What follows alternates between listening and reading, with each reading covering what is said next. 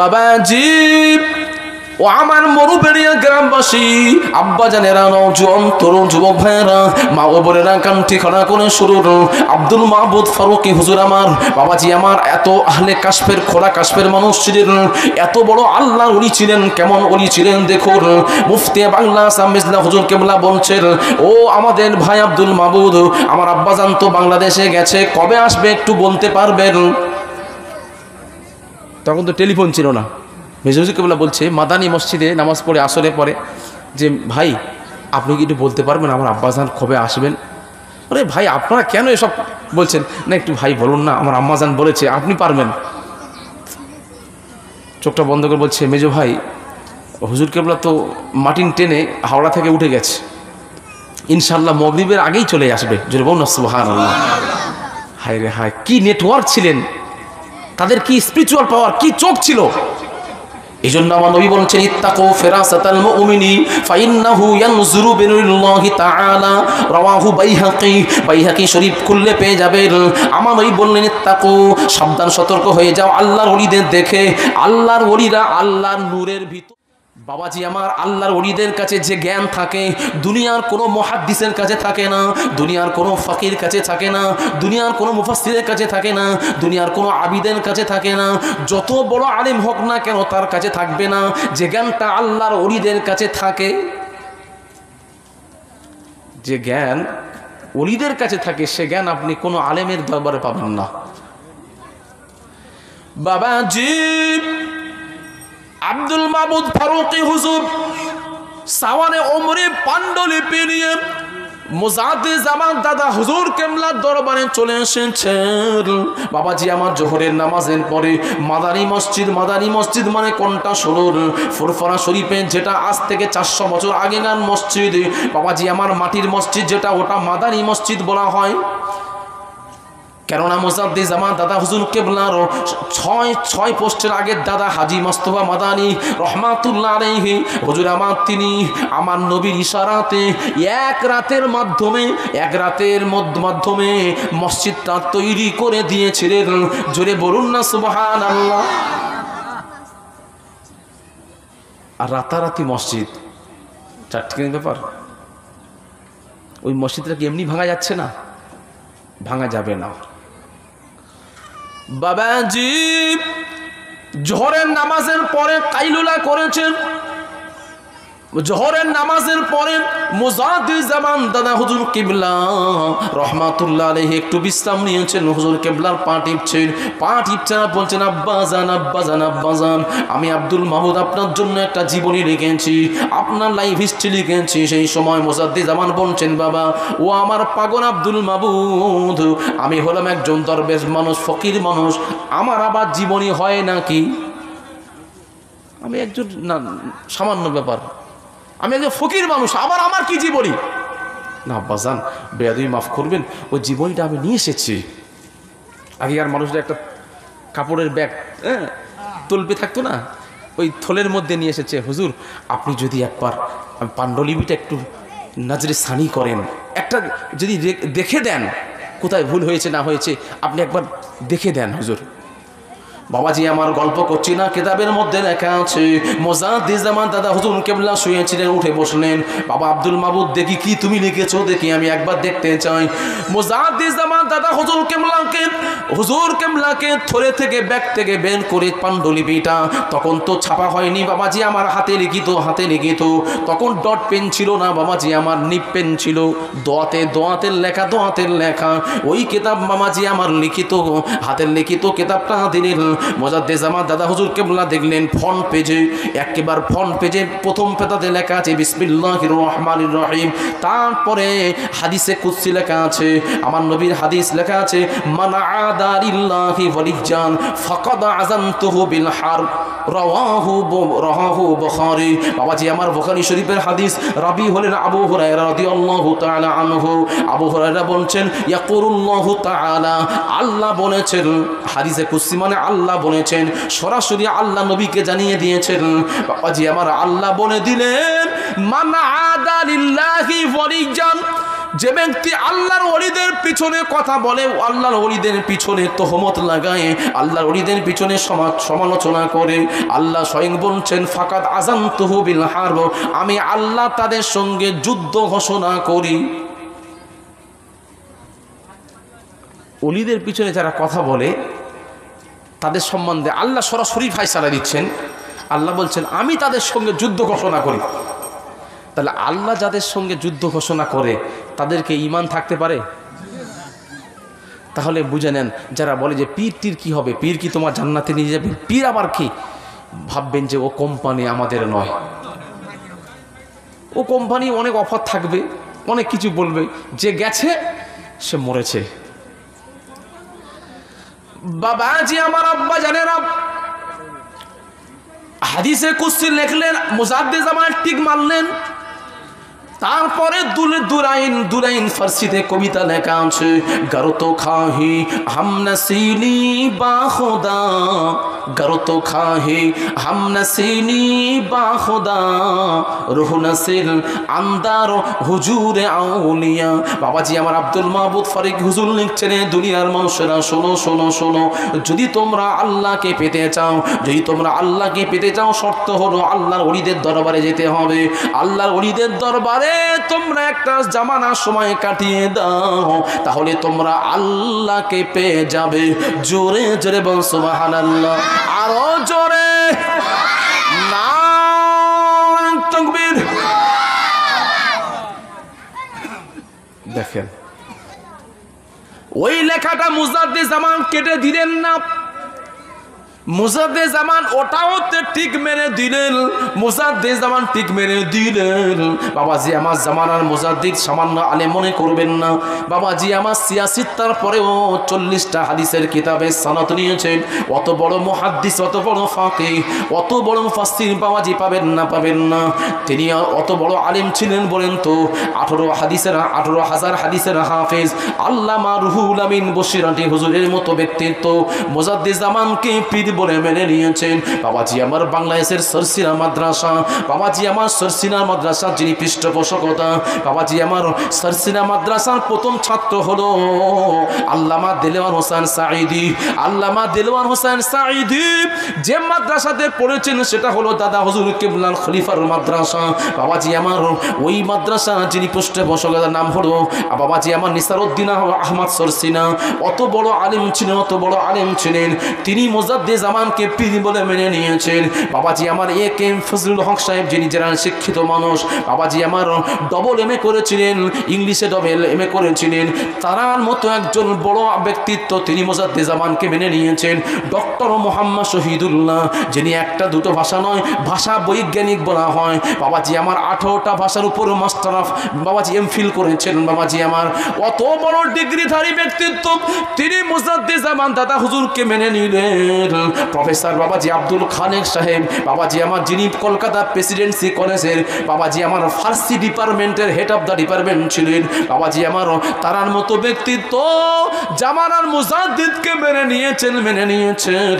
মঈজউদ্দিন Hamidi সাহেব রহমাতুল্লাহ আলাইহি, বাবাজি আমার যিনি খুতবায়ে নাবাতার যিনি বঙ্গানুবাদ করেছেন, অত বড় হাস্তি, অত বড় আলেম, তিনি মুজাদ্দিদ জামানকে জামানার মুজাদ্দিদ বলে মেনে নিয়েছেন। ও আমার আব্বা জানেরা, আব্দুল হাতেম সাহেব আল বাগদাদি, বাবাজি আমার তারার মতো একজন ব্যক্তিত্ব মুজাদ্দিদ জামানকে মেনে নিয়েছেন। কি জন্য তারা মানলেন তারা জানতেন না। ফুরফুরার আবু বকর হক হক হক, আবু বকরকে আমার আল্লাহ কবুল করে নিয়েছেন, আমার নবী কবুল করে নিয়েছেন বলে মুজাদ্দিদ জামান দাদা হুজুর কিবলাকে তারা এক বাক্যেই মুজাদ্দিদ বলে পীর বলে মেনে নিয়েছিলেন।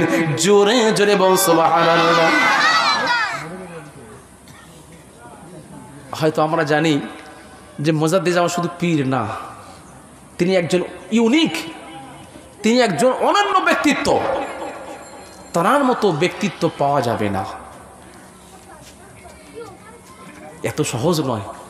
পীর আপনি হতে পারেন, মুজাদ্দিদ হওয়াটা সহজ নয়। আমার মরুবেড়িয়া গ্রামবাসী আব্বা জানেরা, নওজোয়ান তরুণ যুবক ভাইয়েরা, মা ও বোনেরা, কণ্ঠি খড়া করে শুনুন। মুজাদ্দিদ জামান দাদা হুজুর কেবলা কিতাবটা দেখলেন, ওই কিতাবের মধ্যে পৃষ্ঠা নাম্বার বলে দিচ্ছি, যদি নাও পান আমার কাছে ফোন করবেন। দেখতে চাইলে বারকাতার আমি দেখিয়ে দেব। প্রতি মাসের বাংলা মাসের শেষ শনিবার আমাদের জিকিরের মাহফিল, ওখানে আসবেন, আমি দেখিয়ে দেবো বাবাজি আমার। মুজাদ্দিদ জামান দাদা হুজুর কেবলা সই করা আছে ওই কিতাবের মধ্যে, 44 নম্বর পৃষ্ঠাতে লেখা আছে মুজাদ্দিদ জামান দাদা হুজুর কেবলার চাচাতো ভাই বাবাজি আমার হাজী ইসহাক সাহেব রহমাতুল্লাহ আলাইহি, যিনি ছিলেন এত বড় আল্লাহর ওলি ছিলেন বাবাজি আমার। যেই গ্রামে যেতেন যার জন্য দোয়া করতেন, সাথে সাথে ওই দোয়াটা কবুল হয়ে যেত। জোরে জোরে বলুন না সুবহানাল্লাহ। হাওড়া জেলাতে এক জায়গায় গেছে, পানি হচ্ছে না। রোজার সময় এরকম, রোজার সময় পানি হয়নি, এত কষ্ট। তখন রোজার সময় কত কষ্ট হতো বন্ধু, এখন তো কষ্ট কি বুঝতে পারছি, কত কষ্ট তখন। বলে হুজুর এসছেন, আমাদের এলাকাতে মোটে তো পানি হয় না, একটু দোয়া করুন। বলে বাবা এই আমার এটা নাও তো, চাদরটা নিয়ে একটু পুকুর থেকে ভিজিয়ে আনো, ভিজিয়ে এনে এখানে একটু মেলে দাও। পুকুর থেকে ভিজিয়ে এনে মেলে দিয়েছে, সাথে সাথে ওই এলাকায় মুষলধারে পানি হয়েছে। জোরে বলুন না সুবহানাল্লাহ। কি বলি দেখেন, জিন্দা বলি। বাবাজি আমার সেই মুজাদ্দিদ জামান দাদা হুজুর কেবলা চাচাতো ভাই হাজী ইসহাক সাহেব রহমাতুল্লাহ আলাইহি, তিনি একবার নয়, দুবার নয়, তিনবার নয়, চারবার নয়, 6 থেকে 7 বার পায়ে হেঁটে হেঁটে বাইতুল্লাহ শরীফ তওয়াফ করেছেন। আমার নবী রওজা পাকে জিয়ারত করেছেন। এই 1 বছর আগে কে গেল? শিয়াব চত্বর নাকি বলেন না, শিয়াব না, শিয়াব সাহেব, ওই শিহাবুদ্দিন সাহেব, ওই এতে বাড়ি কেরালা। হ্যাঁ, তিনি একজন নওজোয়ান ছেলে, তিনি পায়ে হেঁটে হজে গেছে। সোশ্যাল মিডিয়াতে প্রচুর ভাইরাল।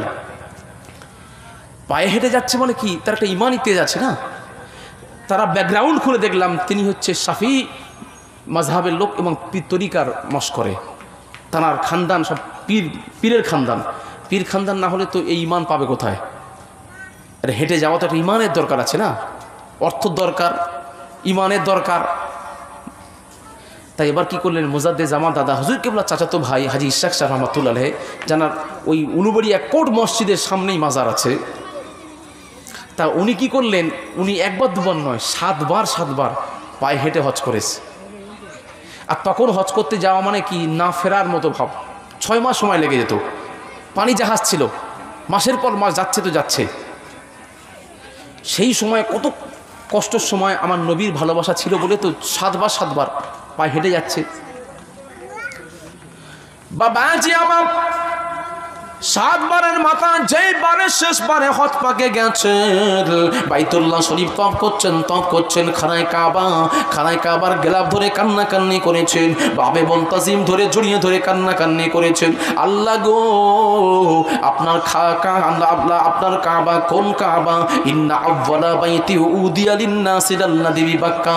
কাবা হলো মুসলমানদের প্রথম ইবাদতের ঘর, ইবাদতের প্রথম ঘর হলো খানায় কাবা, দ্বিতীয় ইবাদতের ঘর হলো কি বাইতুল মুকাদ্দাস। বাবাজি আমার ওই খানায় কাবা এক রাকাত যদি কেউ নামাজ পড়ে 1 লক্ষ রাকাত নামাজের সওয়াব পাওয়া যায়। জোরে জোরে বল সুবহানাল্লাহ। ওই খানায় কাবা বাইতুল্লাহর বাবে মুনতাজিম জড়িয়ে ধরে দোয়া করল, আল্লাহ গো, আর হয়তো আমি বুড়ো হয়ে গেছি আল্লাহ, আর হয়তো আপনার বাইতুল্লাহতে আসতে পারবো না, আল্লাহ গো আপনি আমাকে কবুল করে নিন। আল্লাহর কাছে কান্নাকান্নি করলেন। ওখান থেকে যখন আমার নবী রওজা পাকে গেছেন, আমার নবী রওজা পাকে বাবু সালাম দিতে ঢুকছেন, গিয়ে সালাম দিন আমার নবীর দরবারে। আমার নবীর সেখানে তো ওই সময় অত ভিড় হতো না, এখন তো দাঁড়ানোর কোনো স্কোপ নেই, সুযোগ নেই, সালাম দিতে আপনাকে চলে যেতে হবে। তখন এত ভিড়ভাট্টা ছিল না।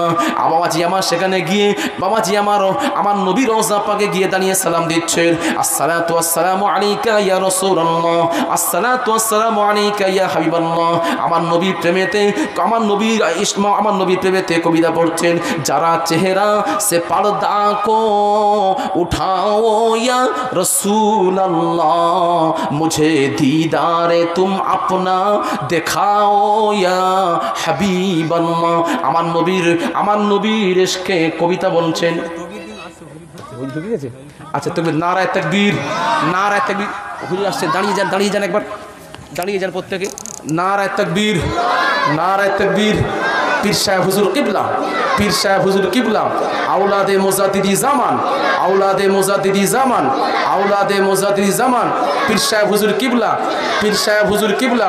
নারায়ে তাকবীর। আচ্ছা জি, হুজুর কেবল নামাজ পড়বেন, সকলে বসে যান, বসে যান, বসে যান, বসে যান।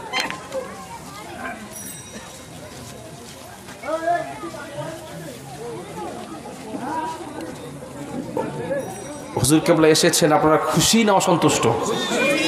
মাশাআল্লাহ, মাশাআল্লাহ।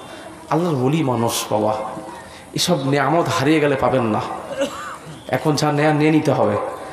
দরুদ শরীফ, আল্লাহুম্মা সাল্লি আলা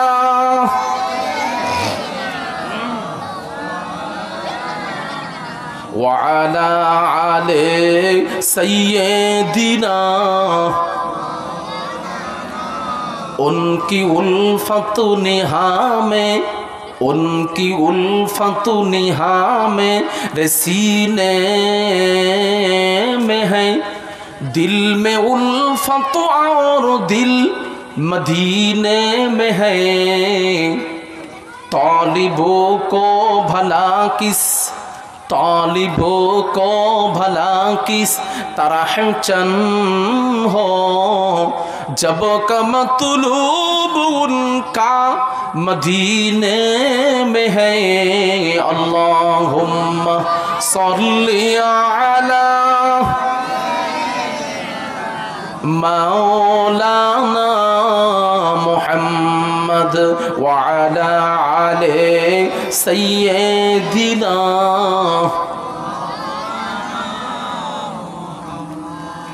ও আমার আব্বাজানেরা, নওজোয়ান তরুণ যুবক ভাইয়েরা, মা ও বোনেরা, কানটি খাড়া করে শুনুন।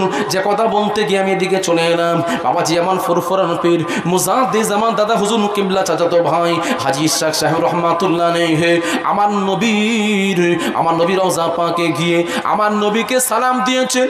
বাবাজি কিতাবের মধ্যে এসেছে, যতবার সালাম দিয়েছে ততবার উত্তর শুনতে পেয়েছেন।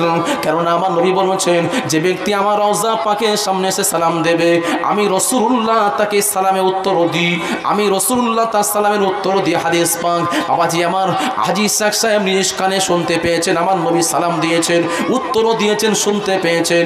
তথাপিও তারপরেও আমার নবী রওজা পাকে দাঁড়িয়ে আছেন, আমার নবীর ওখান থেকে উঠছেন না। কেননা হাজী ইসহাক সাহেব রহমাতুল্লাহ আলাইহি নিয়ত করেছেন, হয়তো আর আশা হবে না, হবে না, হবে না, আমি বুড়ো হয়ে গেছি, বার্ধক্য উপনীত হয়ে পড়েছি, আমার নবী দাস্ত মোবারকে, হাত মোবারকে একবার চুমা দেব, চুমা দেব, চুমা দেব। বাবাজি আমার এইভাবে দাঁড়িয়ে আছেন, চোখের পানি ফেলছেন। আমার নবী বললেন, হাজী ইসহাক সাহেব কি ব্যাপার, আপনি এখনো দাঁড়িয়ে আছেন কেন? ইয়া রাসূলুল্লাহ, ইয়া হাবিবাল্লাহ, হুজুর গো, আপনার যতবার আমি আপনাকে সালাম দিয়েছি আপনি উত্তর দিয়েছেন, আমি নিজের কানে শুনতে পেয়েছি। আমার মনে বড় চাপ আছে, আশা আছে, আপনার দাস্ত মোবারকে, আপনার হাতে আমি চুমা দেব, চুমা দেব, তবেই আমার স্বাদটা মিটবে। আমার নবী আমার মাজার মুকাদ্দাস থেকে হাত বাড়িয়ে দিয়েছিলেন।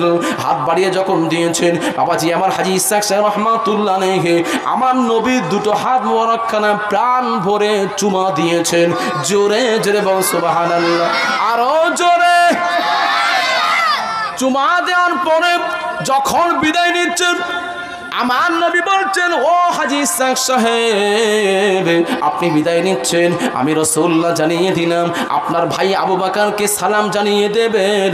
ফুরফুরার পীর জামানা মুজাদ্দিদ আবু বকর সিদ্দিকীকে সালাম জানিয়ে দেবেন। কেননা আমি রাসূলুল্লাহ জানিয়ে দিলাম আপনার ভাই আবু বকর যে পথ এবং মতের উপর ইস্তেকামাত আছে, যে মত এবং পথের উপর দাঁড়িয়ে আছে, আমি রাসূলুল্লাহ ওই মত এবং পথটাকে ভালোবাসি। জোরে জোরে বলুন, আরো জোরে, নারে তাকবীর। সিলসিলায়ে হক ফুরফুরা শরীফ আওলাদে মুজাদ্দিদি জামান পীর সাহেব হুজুর কিবলা, নারে তাকবীর। সেই সিলসিলার মানুষ আমরা। কি কি বললো ওটা আমাদের বড় কথা নয়। আমাদের রাহবার যারা আছেন, পীর মুর্শিদ, তাদের যে চোখ, তাদের যে নজর, এরা তো শুকনো, কি বুঝবে? আপনি যতই কাঁদবেন না কেন ওদের চোখে পানি আসবে না, ওদের তো অন্তর কি বলে সিয়া হয়ে গেছে না। আল্লাহর ওলিদের সান্নিধ্য পেলে তো তবে পানি আসবে। বাবাজি আমার, আল্লাহর ওলিদের দরবারে যাবেন, শুধু আমরা গিয়ে ঘুরে এলে হবে না, আমাদের উপর অনেক দায়িত্ব আছে। সেগুলো কি? ওলিদের কাছ থেকে সবক নেবেন। সবক নেওয়ার পরে আপনি আমল করবেন, দেখবেন আপনিও স্বপনে স্বপনে আমার নবীর দিদার পেয়ে গেছেন। একবার নবীর দিদার যদি আপনি পেয়ে যান, আপনার মন আর ধরে রাখতে পারবেন না, আপনার মনকে আপনি আর ধরে রাখতে পারবেন না। আমার নবীকে আবার কখন দেখবেন, আবার কখন দেখবেন। বাবাজি আমার, এজন্য তো মুফতি আজম মেজদা হযরত পীর কেবলা রহমাতুল্লাহ আলাইহি চাঁদা আশার বলে ছোট্ট একটা কিতাব ছিল বাবাজি আমার। ওই কিতাবটা আমার আব্বাজানের লাইব্রেরিতে আছে বাবাজি আমার। তিনি শের পড়তে, কবিতা বলতে ভালোবাসতেন। ও আমার আব্বাজানেরা, তিনি কি করছেন, তো ওই কিতাবের মধ্যে তার পছন্দনীয় আমার নবীর মহাব্বতে আরবিতে যতগুলো কবিতা আছে একটা পাঠ আছে, তারপরে ফার্সিতে যতগুলো কবিতা লিখেছে তারপরে একটা পাঠ আছে, তারপরে উর্দুতে যতগুলো কবিতা লিখেছে একটা পাঠ আছে বাবাজি আমার। মুফতি বাংলা ফখরুল মুহাদ্দিসিন মেজদা হুজুর পীর কেবলা রহমাতুল্লাহ আলাইহি কবিতার মধ্যে লিখে দিয়েছেন, ছোড়ো দুনিয়া কা দার, छोड़ो दुनिया का दर और मदीने चलो, बेकसू का सहारा मदीने में है, बेकसू का सहारा मदीने में है। अल्लाहुम्मा सल्ली अला मौलाना मुहम्मद व अला आले सय्यिदिना। মুফতি আজম মেজদা হুজুর কিবলা লিখছেন, আহারে কি নিয়ামত ছিলেন, কি নিয়ামত ছিলেন বাবাজি আমার। এমন জিন্দা ওলি আপনি কোথায় পাবেন? মুফতি আজম মেজদা হুজুর কিবলা বলছেন, আমার আব্বাজানকে বলছেন, রইসুদ্দিন জান আপনার চিন্তা করতে হবে না, আপনার ইন্তেকালটা ইমানি হালাতে হবে। জুরে জুরে বল সুবহানাল্লাহ। কোথায় পাবেন এসব? এ ওলি আপনি কোথায় পাবেন? ওলি পীর বলেছে তার মুরিদকে, যান চিন্তা করতে হবে না, আপনি এত কাঁদছেন কেন পীরের দরবারে, যান আপনার ইন্তেকালটা ইমানই হালাতে হবে। হায় রে হায়, কি আশ্চর্য কথা দেখেন, এ সমস্ত কথা পাবেন কোথায়? কি ওলি ছিলেন, আর তারা সেরকম মরিদও ছিলেন, আর আমরা তো সে পীরকে মহব্বত দিতে পারিনি। বাবা আজিব মুফতি আজম মেজদা হুজুর পীর কেবলা বলছেন, কবিতার মধ্যে লিখছেন, দুনিয়া আমার ভালো লাগে না, লাগে না, লাগে না, আমার দুনিয়া ভালো লাগে না, লাগে না, আমাকে মদিনাতে নিয়ে চলুন, মদিনাতে নিয়ে চলুন। জি জি, আসসালামু আলাইকুম।